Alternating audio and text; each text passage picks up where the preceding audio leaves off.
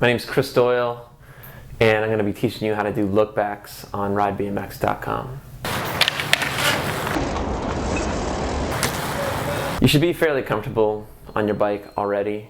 You should know how to jump, you should know how to air out of a quarter. This isn't something that you're just going to jump right into. You should know how to do a turn down before you do a look back. Because it's the same mechanics to it. A look back is different than a turn down in the sense that you're going your opposite way, which can make it feel a little bit awkward. And your back tire kicks out over the deck or it kicks out away from you, as opposed to with a turn down, it stays pretty much underneath you the entire time. The same as with a turn down, with a look back, if you're right foot forward, your bars are going to go left. If you're left foot forward, then your bars go right, and that's just the way you turn. It doesn't work out too well if you're trying to turn into your front foot.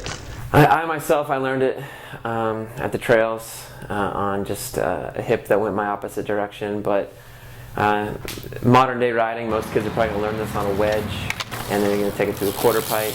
Okay, so basically what you're going to want to do is approach whatever obstacle you're doing the trick on with plenty of speed, maybe a little bit more speed so you can get a little bit more air.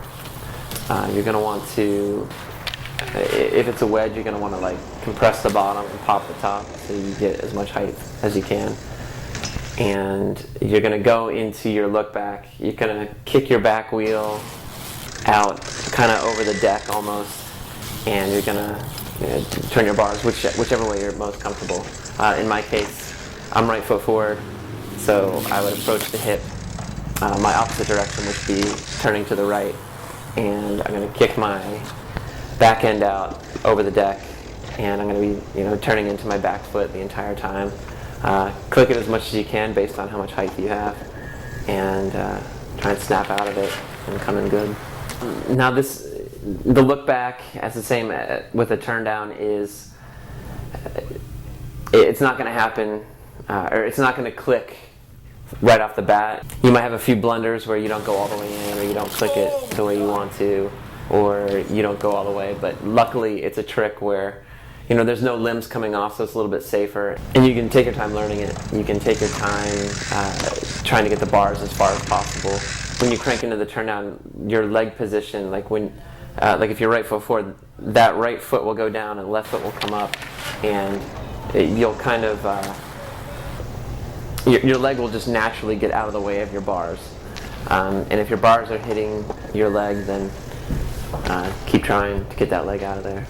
One trick that's going to help you with most tricks, and certainly the look back, is you kind of wait till you're at your peak of your air to go into the look back.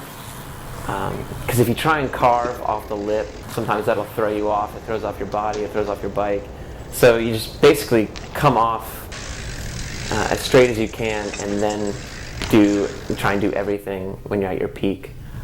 You can push the look back just, further and further until you get to 270, and that's a really good feeling, because when it goes all the way and it doesn't hit anything, that's when you know you're doing it right. When you're hitting your tire off your shin, you're doing it right.